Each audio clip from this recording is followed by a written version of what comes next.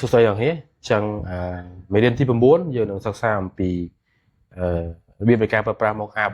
ក្នុងកម្មវិធី Photoshop ដែលយើងប្រើប្រាស់ទៅលើ Smart Object Layer ចឹងអ្នកនរគ្នាធ្វើការ download ទៅលើ file 2ដែលខ្ញុំបានដាក់នៅក្នុងមេរៀនរបស់យើងនេះហើយយើងធ្វើការបើកវាអូខេចឹងខ្ញុំធ្វើការបិទទៅលើ file របស់យើងចាស់យើងធ្វើការបើក file របស់យើង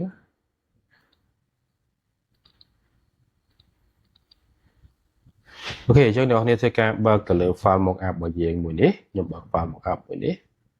ជាមួយនឹងកម្មវិធី Photoshop អញ្ចឹងវាចេញមកបែបនេះអញ្ចឹងអ្នកនរគ្នារៀងចំណាំមើលទៅលើកម្មវិធី Photoshop ឬក៏ file mockup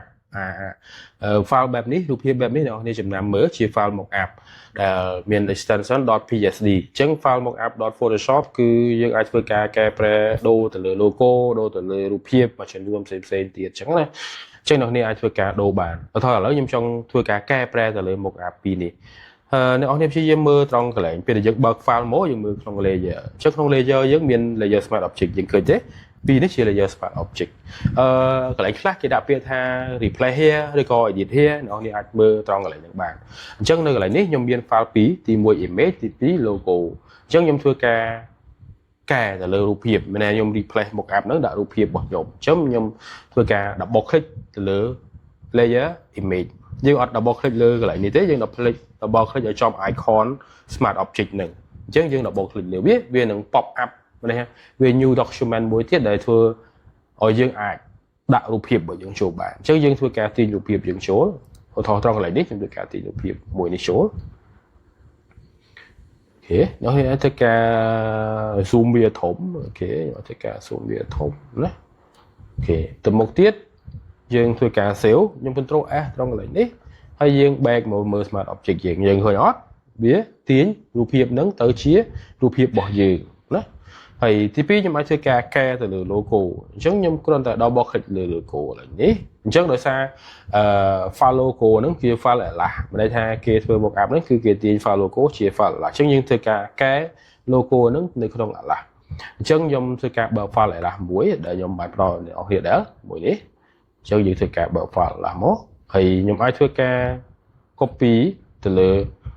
logo របស់ខ្ញុំ copy file logo នេះខ្ញុំធ្វើការ copy ខ្ញុំចូលទៅក្នុង LH ខ្ញុំធ្វើការលុបទៅលើ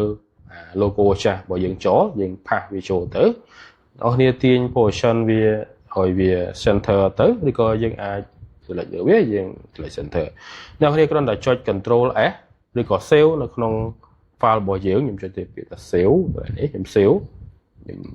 អូខេហើយយើង back មកកាន់ file Photoshop យើងនឹងឃើញ file mockup របស់យើងកែប្រែ logo ទាំងអស់ហ្នឹងទៅជា file logo របស់យើងឧទាហរណ៍យើងចង់ដាក់ពណ៌ឧទាហរណ៍ឥឡូវ logo នេះខ្ញុំចង់កែប្រែពណ៌នេះខ្ញុំចុចលើវាខ្ញុំអាចកែប្រែពណ៌បានអញ្ចឹងពេលដែលខ្ញុំកែប្រែពណ៌នៅក្នុងកម្មវិធី Photoshop នៅក្នុងកម្មវិធី LH logo នៅក្នុង LH នេះខ្ញុំ control S ខ្ញុំអូខេយើង back មកកាន់ Photoshop យើងអញ្ចឹង Photoshop យើងវានឹងកែប្រែពណ៌ដែរនៅកន្លែងហ្នឹងអញ្ចឹងនេះជារបៀបងាយៗក្នុងការកែប្រែ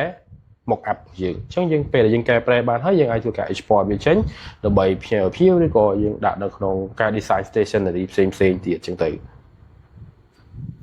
ញ្ចឹងនេះជារបៀបនៃការកែប្រែ mockup របស់យើងមានប៉ុណ្ណឹង